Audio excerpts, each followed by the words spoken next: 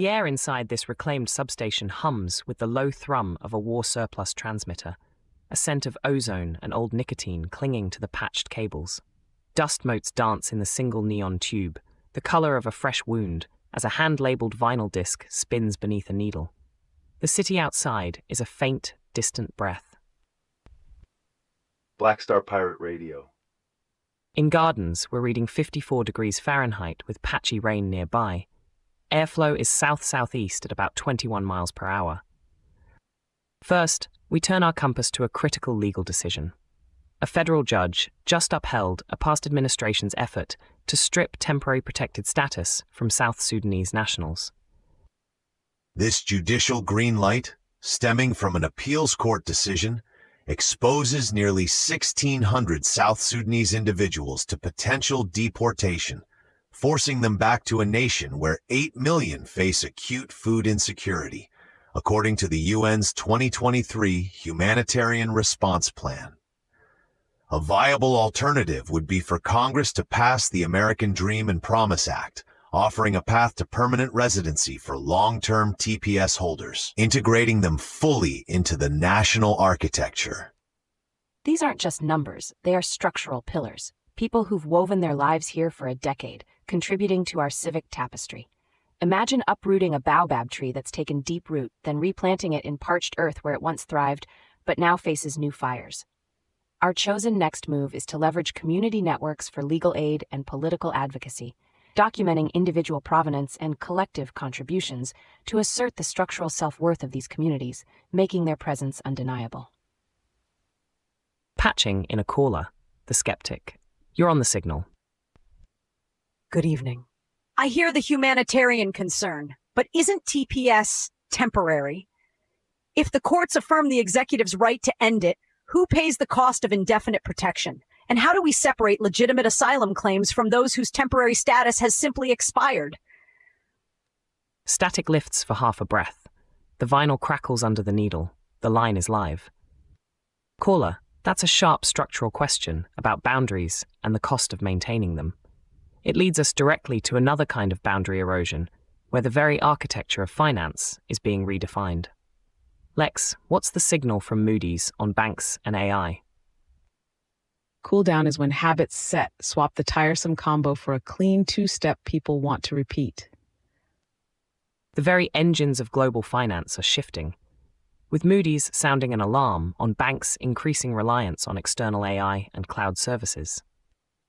Moody's Investor Service warns this AI push creates systemic risk, where banks, from global giants to regional lenders, are increasingly beholden to a handful of tech firms like Microsoft Azure and Amazon Web Services for critical functions such as fraud detection, credit scoring, and regulatory compliance.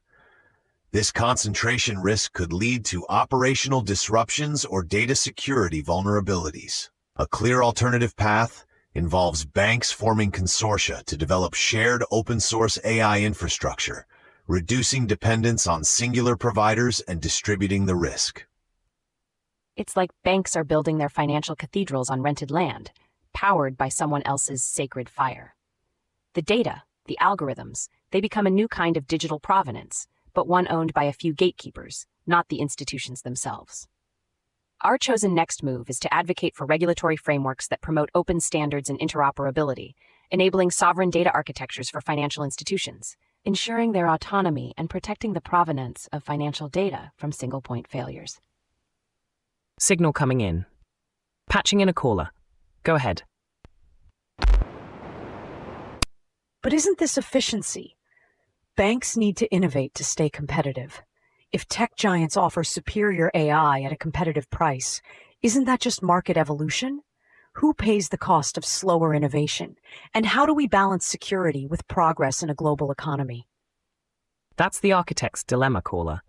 Efficiency versus structural integrity and sovereign control. Speaking of structural integrity, or the brutal lack thereof, we turn to a heartbreaking story from Uganda.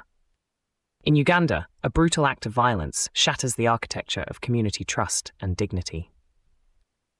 Ugandan footballer Abubakar Mayanja, a key player for Express FC, was tragically killed by robbers armed with paving stones in Lunguja, a Kampala suburb, as he returned home.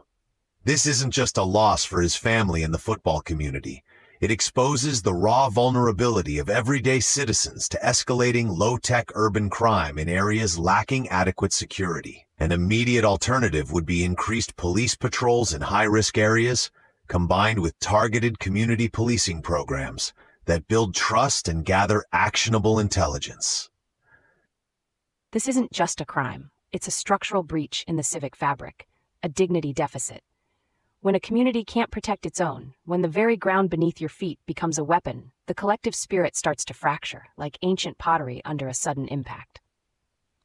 Our chosen next move is to galvanize community-led safety initiatives, integrating local governance with dignity restoration projects that address underlying socioeconomic drivers of crime, rebuilding civic architecture from the ground up with consent and dignity.